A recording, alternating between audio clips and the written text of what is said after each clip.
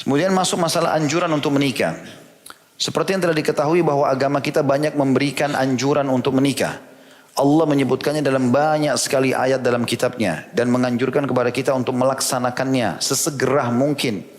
Di antaranya firman Allah Ta'ala dalam surah Al-Imran tentang Nabi Zakaria alaihissalam. Dalam surah Al-Imran ayat 38. A'udzubillahi minasyaitonirrajim. Rabbi habli min ladunka dzurriyyatan thayyibah innaka sami'ud du'a. Ya Rabbku, berikanlah aku dari sisimu seorang anak yang baik, sungguhnya engkau maha pendengar doa. Juga Allah berfirman tentang Zakaria dalam surah Al-Anbiya ayat 89. A'udzubillahi minasyaitonirrajim wa Zakaria idh nada rabbahu rabbi la tadarni fardan wa anta khairul warithin. Dan ingatlah ketika Zakaria tak kala ia menyuruh Rabbnya dan mengatakan, ya Rabb kami, janganlah engkau membiarkan aku hidup seorang diri dan engkaulah pewaris yang paling baik. Juga dalam firman Allah yang lain dalam surah Ar-Ra'd 38, Allah berfirman, A'udzubillahi minasyaitonirrajim, wa laqad arsalna rusulan min qablika wa ja'alna lahum azwajan wa dzurriyyah. Dan sungguhnya kami telah mengutus beberapa rasul sebelum Muhammad dan kami memberikan kepada mereka istri-istri dan juga keturunan. Juga Allah SWT memerintahkan, jadi tadi kalau kisah Nabi Zakaria adalah beliau meminta kepada Allah Subhanahu wa taala dari pernikahannya ini, dari pergaulan dengan istri dikaruniai anak. Maka penulis mengangkat ini sebagai istidlal, salah satu dalil bahwasanya perintah dalam Al-Quran ya, menyebutkan tentang kisah Zakaria ingin anak dari istrinya adalah kisah tentang pernikahan. Begitu juga dengan masalah tadi, ayat yang baru saja kita baca bagaimana Allah SWT memastikan kepada Nabi Muhammad SAW pada saat beliau disoroti, Muhammad itu suka menikah dan seterusnya karena istrinya lebih dari satu. Maka turun firman Allah SWT ini, bukan hanya kau hai Muhammad. Rasul-rasul sebelummu pun kami berikan mereka istri-istri dan keturunan-keturunan. Bahkan kalau mau bahas poligami, Nabi Sulaiman alaihissalam itu punya 99 istri. Gitu kan. Jadi lebih banyak daripada Nabi Muhammad alaihissalam. Gitu kan. Hadis yang masyhur yang beliau lupa mengucapkan insya Allah. Yang kata Nabi Sulaiman alaihissalam, malam ini aku akan gauli 99 istriku dan aku berharap semuanya hamil dan melahirkan mujahid. Tapi dia lupa mengatakan insya Allah. Maka gagallah kehamilan tersebut. Kata Nabi SAW, andai saja Nabi Allah Sulaiman mengucapkan insya Allah, maka jadilah seperti yang dia niatkan. Juga Allah Subhanahu Wa Taala memerintahkan agar kita menikahkan orang-orang yang masih bujang dan gadis. Dan yang bujang gadis juga harus segera menikah. Itu firman Allah Subhanahu Wa Taala dalam surah An-Nur. Dalam surah An-Nur ayat 32. Yang bunyinya a'udzubillahi minasyaitonirrajim wa ankihul ayama minkum was-salihin min ibadikum wa imaikum iyakunu fuqara yughnihimullahu min fadli. Al-ayah. Dan nikahkanlah orang-orang yang sendirian di antara kamu yang masih bujang dan gadis. Jadi mereka dicari untuk dinikahkan, dimudahkan pernikahannya. Mereka pun harus segera menawarkan diri untuk menikah. Dan orang-orang yang layak ya, kawin di antara hamba-hamba sahayamu yang laki-laki dan hamba-hamba sahayamu yang perempuan. Jika mereka miskin, Allah akan menjadikan mereka mampu dengan karunia-Nya. Allah akan menjadikan mereka kaya karena karunia-Nya. Ini ada jaminan dalam ayat ini, atau ada perintah dari Allah SWT untuk segera menikah, dan ada jaminan orang yang menikah akan diberikan rezeki. Dalam hadis-hadis Nabi SAW, selain ayat-ayat tadi juga cukup banyak yang disebutkan masalah itu. Di antaranya adalah hadis yang diriwayatkan atau disahihkan oleh Syekh Albani dalam silsilah hadis sahih nomor 625 dari Anas bin Malik radhiyallahu anhu bahwasanya Rasulullah SAW bersabda, "Idza tazawwaja al-'abd faqad istakmala nisfad din falyattaqillah fi ma baqi." Jika seorang hamba telah menikah maka dia telah menyempurnakan separuh agamanya, maka oleh karena itu hendaklah ia bertakwa kepada Allah dari separuh yang tersisa. Ini sudah saya jelaskan tadi tentang masalah bagaimana orang kalau sudah menikah menyelamatkan setengah agamanya. Juga Nabi SAW memotivasi orang menikah, tapi dengan bahasa yang menyentuh dari sisi yang lain, adalah sabda beliau yang masyhur diriwayatkan oleh Tirmidzi nomor 244 dan hadis ini hasan. Juga Al-Hakim sebutkan dan mengatakan sanadnya sahih di jilid 4 halaman 357. Kata baginda Nabi SAW, "Man waqahu Allahu syarra tsnaini walajal jannah ma baina lahyaihi wa ma baina rijlaihi." Barang siapa yang dipelihara oleh Allah dari keburukan dua perkara, niscaya dia akan masuk surga. Yang pertama, apa yang terdapat di antara kedua tulang dagunya, maksudnya mulutnya, tidak sembarangan dia ngomong. Dan yang kedua, ini yang berhubungan dengan pernikahan, apa yang berada di antara kedua pahanya, maksudnya kemaluannya.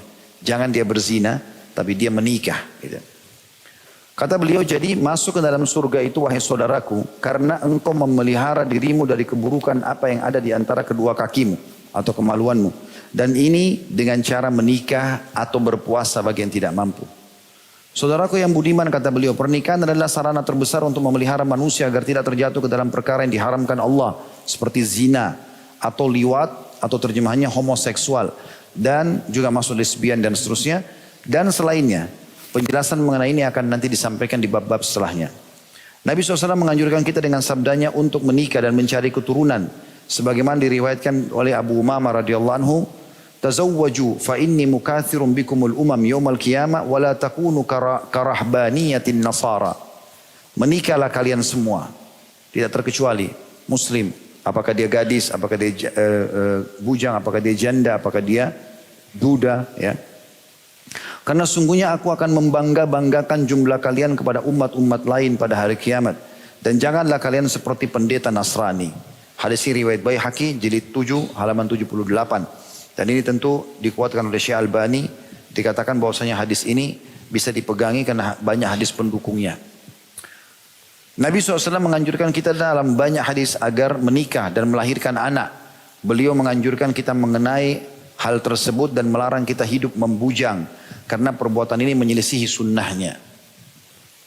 Jadi pernah ada 3 orang sahabat berikrar di masjid. Karena mereka merasa ibadahnya sangat tinggi. Maka mereka ingin ibadah yang tidak umum orang buat. Maka mereka bilang satu sama yang lain, ayo kita ke rumah Nabi SAW. Mungkin di rumah Nabi ada informasi ibadah yang belum kita tahu. Di luar rumah kita sudah tahu semua Nabi buat apa. Mereka datang ke rumah Nabi SAW lalu tanya. Ternyata Aisyah menjelaskan, kalau Nabi SAW di rumah seperti laki-laki seseorang antara kalian. Dia penuhi hajatnya sendiri atau dia membantu keluarganya.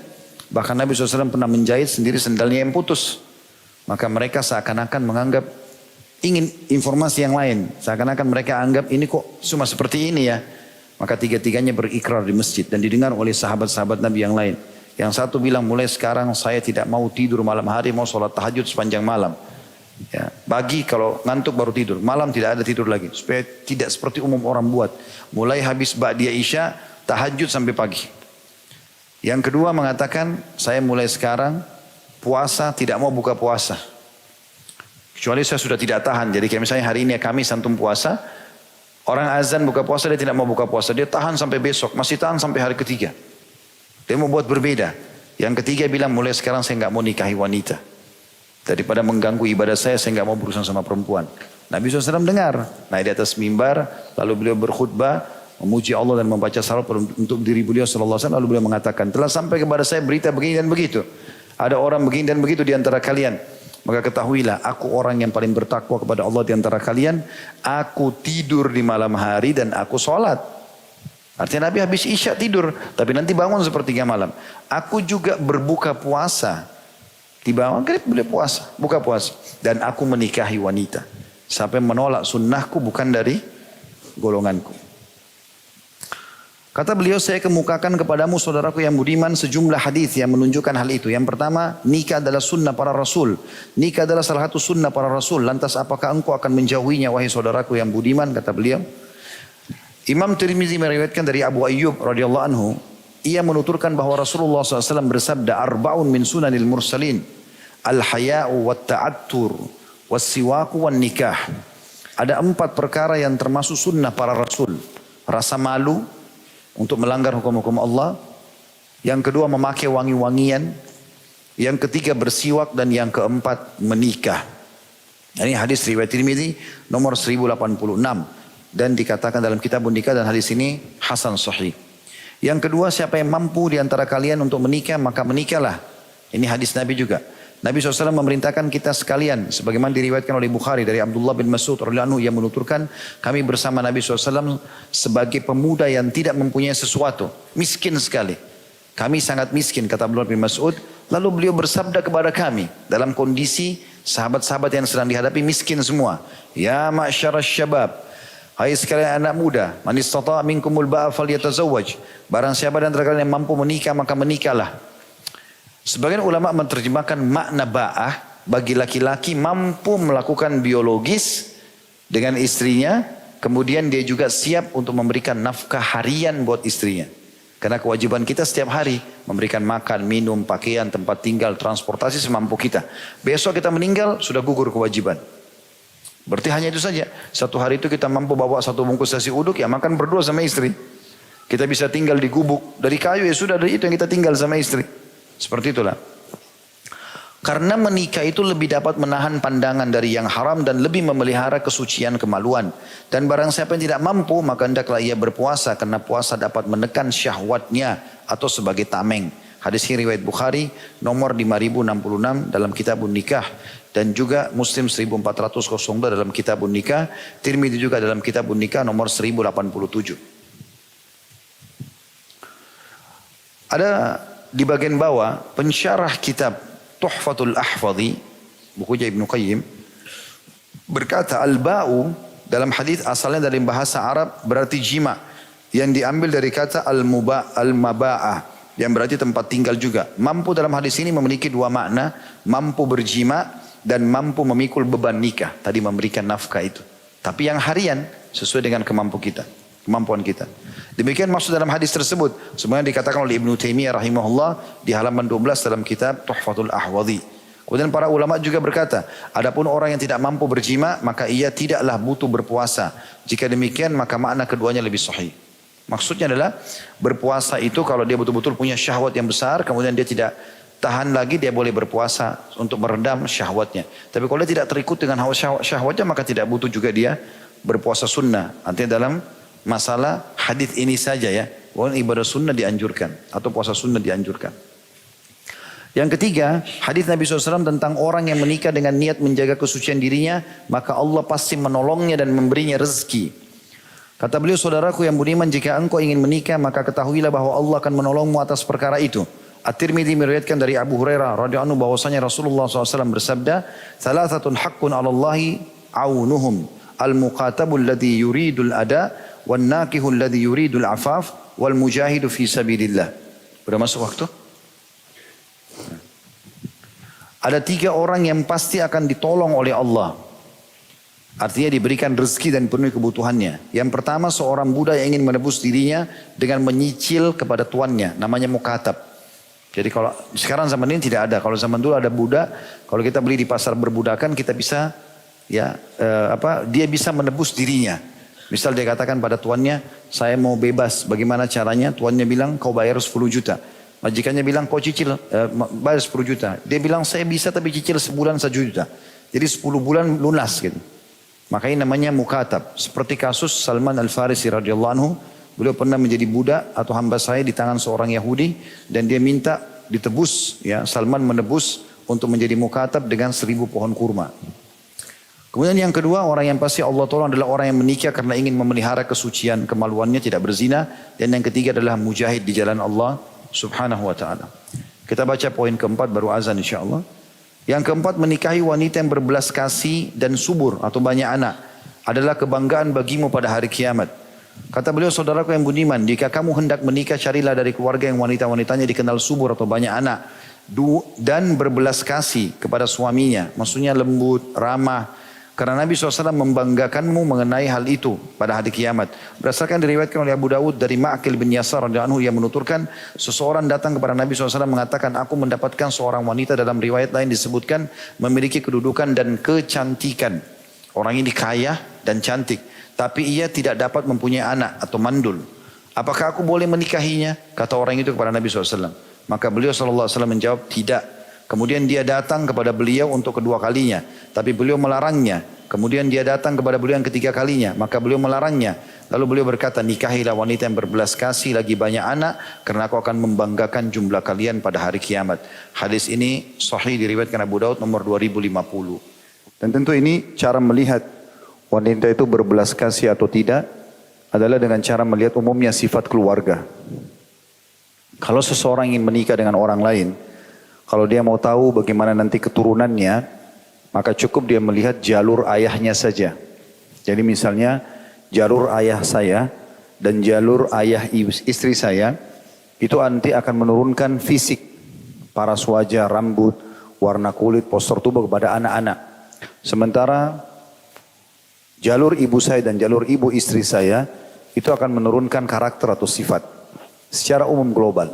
Kalau misalnya keluarga itu kelihatannya banyak keturunannya, orangnya baik-baik, ya sudah cukup jadi patokan. Walaupun ada satu dua keluarganya yang tidak baik. Dan ini sudah pernah saya jelaskan di salah satu tema di YouTube tentang masalah konsep ta'aruf Islami. Jadi cara ta'aruf dalam Islam itu melalui 4 hal saja, dan hari itu juga Anda sudah bisa menentukan calon pasangan. Yaitu yang pertama, melihat apa yang dibolehkan secara syar'i, tepatnya wajah dan telapak tangan. Kemudian bagi wanita tentunya, dan wanita juga boleh melihat wajah dan telapak tangan pria, tapi yang ditekankan adalah pria kepada wanita. Yang kedua, melihat keluarganya. Tadi saya bilang, dari keluarga ayah itu akan menurunkan nanti kepada keturunan kita fisik, paras wajah, warna kulit, rambut dan seterusnya. Dan dari jalur ibu akan keluar sifat-sifat atau karakter. Yang ketiga, kenali lingkungannya. Kita boleh pada saat ta'aruf awal atau berkenalan pertama, tanpa ada pelanggaran agama tentunya, menanyakan kegiatan dia, apa yang dia lakukan. Misal, kalau lagi weekend, Sabtu Ahad, biasanya Anda ini buat apa saja? Oh, saya biasa ke diskotik, saya biasa ke bar. Ya sudah tahu orang. Oh, saya kalau hari Sabtu Minggu ada pengajian dekat rumah saya hadir.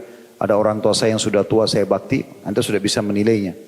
Setelah 3 poin ini, hari yang sama, cukup yang keempat istikharah. Selebihnya tawakal kepada Allah Subhanahu wa Ta'ala. Ya, seperti itu yang dilakukan oleh para sahabat ridwanullahi alaihim. Kemudian yang kelima kita tutup dengan poin ini tentunya. Dia kurang lebih ada 12 poin ya. Dalam hadis-hadis ini. Kita akan insya Allah jelaskan sampai di poin ke-6. Poin kelima adalah persetubuhan salah seorang dari kalian yang halal adalah sedekah atau pahala yang besar. Jadi setiap kali berhubungan biologis sudah mendapatkan kenikmatan dunia dan juga mendapatkan pahala yang besar. Kata penulis, saudaraku semuslim, aktivitas seksualmu dengan istrimu yang halal guna mendapatkan keturunan atau untuk memelihara dirimu atau diri istrimu, maka engkau mendapatkan pahala. Berdasarkan hadis yang diriwayatkan oleh Muslim dari Abi Dzar radhiyallahu anhu, bahwa sejumlah sahabat Nabi SAW berkata kepada beliau, wahai Rasulullah, orang-orang kaya telah mendapatkan banyak pahala, mengalahkan kami. Mereka melaksanakan solat sebagaimana kami solat, mereka berpuasa sebagaimana kami puasa, dan mereka dapat bersedekah dengan kelebihan harta mereka, yang kami tidak bisa lakukan itu. Maka Nabi SAW bersabda, bukankah Allah telah menjadikan untuk kalian apa yang dapat kalian sedekahkan selain harta? Setiap tasbih yang diucapkan, subhanallah, dihitung sedekah. Setiap takbir, Allahu Akbar adalah sedekah. Setiap tahmid, alhamdulillah adalah sedekah. Setiap tahlil, la ilaha illallah adalah sedekah. Menyeru kepada ma'ruf yang benar dan baik, perintah agama, maka sedekah. Mencegah dari mungkar, pelanggaran-pelanggaran agama adalah sedekah. Dan persetubuhan salah seorang dari kalian dengan istrinya atau pasangan halalnya adalah sedekah. Maka para sahabat bertanya, wahai Rasulullah, apakah salah seorang dari kami melampiaskan syahwatnya akan mendapatkan pahala? Maka beliau bersabda, bagaimana pendapat kalian seandainya dia melampiaskan syahwatnya kepada yang haram, zina? Apakah dia mendapatkan dosa? Maka demikian pula jika ia melampiaskannya kepada yang halal, maka dia mendapatkan pahala. Hadis ini riwayat Muslim nomor 1006. Imam Nawawi rahimahullah berkata, sabda Nabi SAW, persetubuhan salah seorang dari kalian adalah sedekah, dimutlakkan atas jima. Ini adalah sebagai dalil bahwa perkara-perkara mubah akan menjadi ketaatan dengan niat yang benar. Jima menjadi ibadah jika diniatkan untuk memenuhi hak istri dan mempergaulinya dengan baik sebagaimana Allah memerintahkan kepadanya. Atau diniatkan untuk mendapatkan anak yang soleh. Atau memelihara diri agar jangan terjerumus dalam yang haram atau zina. Dari Abu Hurairah radhiyallahu anhu bahwasanya Rasulullah SAW bersabda, jika manusia mati maka amalnya terputus kecuali dari 3 perkara, sedekah jariah, ilmu bermanfaat dan anak soleh yang senantiasa mendoakannya. Hadis riwayat Muslim. Hadis ini memberikan gambaran kepada kita, kalau teman-teman sudah memahami tentang bobot besarnya dosa zina, dia adalah salah satu dari 7 dosa yang membinasakan. Bersederetan dengan syirik, sederetan dengan durhaka sama orang tua, riba, zina juga masuk dalamnya, gitu kan. Maka bagaimana besarnya kadar dosanya zina itu, begitulah juga nanti besarnya kadar pahalanya orang yang berhubungan biologis yang halal. Nah dalam poin ini, saya tidak tahu ke depannya apakah dibedah oleh penulis buku atau tidak. Bagi Anda yang sudah berumah tangga di sini, jangan pernah merasa jenuh dengan itu. Dan berusaha untuk selalu komunikasi sehat dengan pasangan halal. Bahasakan apa yang Anda inginkan, selama itu boleh dalam agama. Dari jenis pakaian, penampilan, ya, bau badan, ya, kemudian apalah, ya, tata cara yang memang tata cara itu tidak ada haram dalam syariat. Nah, dalam biologis semuanya halal kecuali meletakkan kemaluan di kemaluan pada saat haid dan nifas atau meletakkan kemaluan di dubur. Ya. Selain daripada ini maka masuk dalam istimta atau menikmati yang dihalalkan. Makanya tradisi sahabat di Mekah, orang-orang Mekah, kalau biologis mereka biasa melakukan variasi dalam biologis itu. Ya mereka di atas, istrinya di atas, kadang-kadang dibalik segala macam. Mereka lakukan variasi itu. Masyarakat Madinah tidak terbiasa. Wanitanya hanya tidur di bawah, suaminya di atas. Mereka tidak mengenal variasi-variasi itu. Maka waktu sahabat-sahabat hijrah dari Mekah ke Madinah, ada di antara mereka yang menikah dengan wanita Madinah. Waktu menikah, mereka mau terapkan cara biologis Mekah. Maka wanita Madinah menolak, nggak mau. Nah, tidak terjadi biologis dan ini menjadi masalah dalam rumah tangga tersebut sampai didengar oleh Nabi SAW. Waktu itu didengar oleh Nabi SAW turun ayat Al-Quran khusus bicara masalah itu. A'udzu billahi minasyaitonir rajim. Nisa'ukum harthun lakum fa'tu harthakum anna syi'tum wa qaddimu li anfusikum. Al-ayat. Istri kalian adalah ladang kalian, datangilah semau kalian. Silakan bervariasi. Allah turunkan Al-Quran begitu. Ya, dan dahulukan diri kalian. Apa yang kalian inginkan lakukan. Maka sudah semestinya kata ulama bagi suami istri menutup semua pintu syaitan dalam masalah ini, memunculkan bau badan, memunculkan bau mulut, memunculkan kata-kata kasar, menghilangkan gairah pasangan, ini semua dilarang dalam agama. Sebaliknya membangkitkan semua itu adalah hal yang dibolehkan. Ada sebuah asar yang disebutkan oleh sebagian ulama, kata Nabi SAW, istri ahli surga, istri yang justru bisa membangkitkan syahwat suaminya. Kalau dalam hadis sahih, Nabi SAW mengatakan, sebaik istri atau istri ahli surga adalah istri yang kalau kau lihat kepadanya, kau akan senang. Makna senang, senyumnya, penampilannya, ya, bajunya, bau badannya, segala macam, masakannya, apalah tutur katanya, semuanya menyenangkan. Dan kalau kau perintahkan, dia mendengar. Ya. Jadi dalam masalah ini, harusnya ada kiat-kiat yang dilakukan gitu kan. Saya pernah mengadakan pelatihan manajemen rumah tangga Islami. Saya bagi menjadi 10 materi manajemen rumah tangga Islami 1 sampai 10. Manajemen rumah tangga Islami 1 dan 2 itu umumnya membaca masalah membahas seperti ini. Definisi nikah lah, hak dan kewajiban dan seterusnya.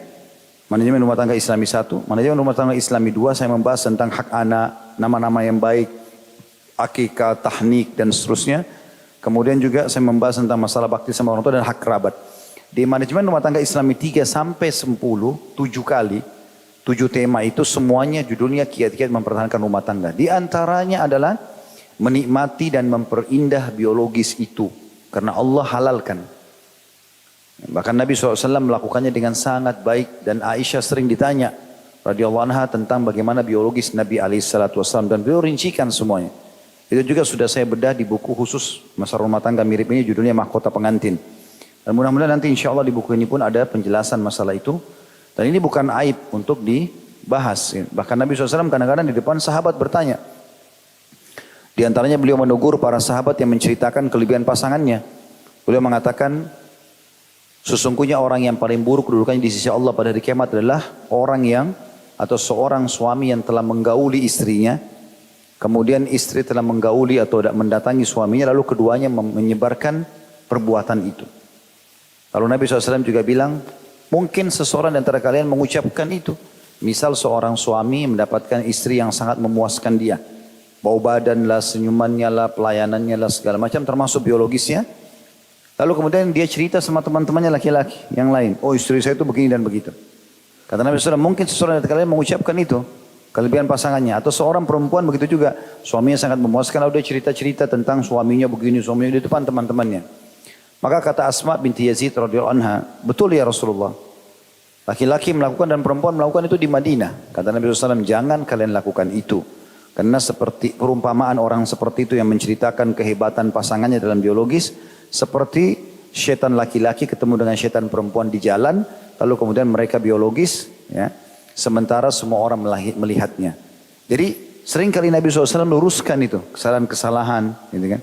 Pernah ayat Al-Quran turun khusus menegur sahabat yang tidak mau lagi menggauli istrinya karena dianggap istrinya sudah tua. Lalu dia mengatakan, kau sudah seperti ibuku. Kalimat ini tidak boleh ini. Ya. Namanya zihar dalam hukum zihar. Ini dia harus bayar kafarah si laki-laki. Karena istrinya bukan ibunya. Gitu kan. Tapi seperti itulah hukum-hukum syar'i. Dan kita tahu ada surah An-Nisa, ada surah At-Talaq. Ya, menjelaskan banyak yang berhubungan dengan masalah-masalah rumah tangga dan interaksi suami istri ini. Intinya teman-teman sekalian, syaitan seringkali menghiasi kalau kita mau berzina.